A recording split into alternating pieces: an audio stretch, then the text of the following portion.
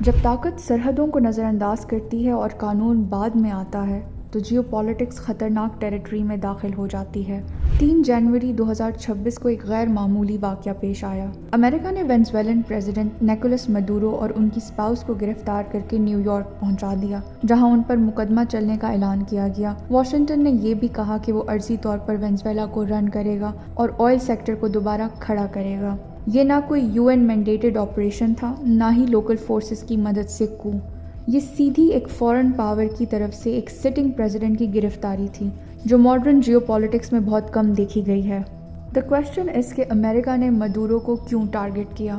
Maduro 2013 سے Venezuela پر حکمرانی کر رہا تھا، ہیوگو چاویز کے سوشلسٹ پروجیکٹ کو آگے بڑھاتے ہوئے۔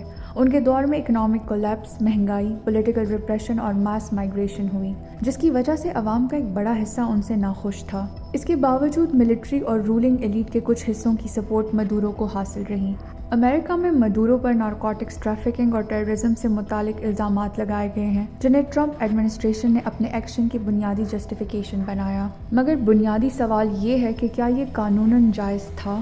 انٹرنیشنل لاء کے مطابق کسی بھی ملک کے خلاف فورس کا استعمال صرف 2 صورتوں میں جائز ہوتا ہے: سیلف ڈیفنس یا UN سیکیورٹی کونسل کی اجازت۔ یہاں نہ UN کی منظوری تھی، نہ ہی کوئی اور واضح فورن خطرہ جو سیلف ڈیفنس کو جسٹیفائی کرتا۔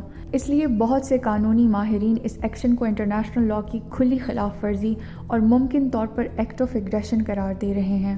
اس کے علاوہ امریکن ڈومیسٹک لاء کے حوالے سے بھی سوالات اٹھ رہے ہیں، کیونکہ کانگریس سے واضح آتھورائزیشن نظر نہیں آتی۔ مدورو کی گرفتاری کے بعد پریزیڈنٹ ٹرمپ نے کہا کہ امریکہ وینزویلا کی ٹرانزیشن اوورسی کرے گا اور امریکن آئل کمپنیز کو آئل انڈسٹری ریوائیو کرنے کا موقع دیا جائے گا۔ یہ دعویٰ بھی کیا گیا کہ آئل ریونیو سے US ٹیکس پیئرز پر بوجھ نہیں پڑے گا۔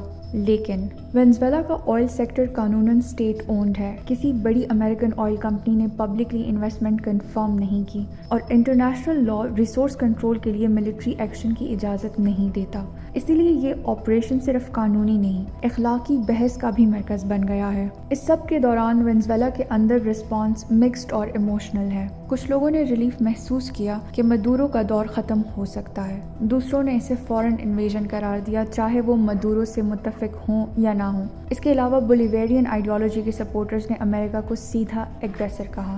یہ ریئیکشن اس بات کو دکھاتا ہے کہ لیڈرشپ سے ناخوشی اور نیشنل ساورنٹی کے درمیان کتنا گہرا کانفلکٹ ہے۔ مدورو کے بعد اب کچھ بنیادی سوالات کھڑے ہیں۔ وینزویلا کو قانونی طور پر کون لیڈ کرے گا؟ کیا الیکشنز بنا فورن پریشر کے ہو سکتے ہیں؟ اور ریکنسٹرکشن کا فائدہ کیا وینزویلنز کو ہوگا یا باہر کے ایکٹرز کو؟ اپوزیشن کے کچھ فگرز آگے آ سکتے ہیں، لیکن امریکن انفلوئنس ٹرانزیشن پر گہرا اثر ڈالے گا، جو سیلف ڈٹرمنیشن پر سوالات اٹھاتا ہے۔ وینزویلا دنیا کے لیے اہم ہو گیا ہے کیونکہ یہ واقعہ ایک خطرناک مثال قائم کرتا ہے۔ اگر پاورفل اسٹیٹس یوں فورن لیڈرز کو اٹھا سکتی ہیں تو کیا انٹرنیشنل لاء واقعی ایگزسٹ کرتا ہے؟ چھوٹے ملک اپنی حفاظت کے لیے نئے الائنسز کی طرف جا سکتے ہیں، اور رول بیسڈ گلوبل آرڈر کو ایک اور بڑا جھٹکا لگ سکتا ہے۔ اور سب سے آخری بات، یہ صرف مدورو یا وینزویلا کا مسئلہ نہیں، یہ امتحان ہے کہ کیا انٹرنیشنل قوانین ابھی بھی سب پر برابر لاگو ہوتی ہیں یا صرف جب کنوینینٹ ہو۔ آنے والے فیصلے تاریخ میں گہرے اثرات چھوڑیں گے۔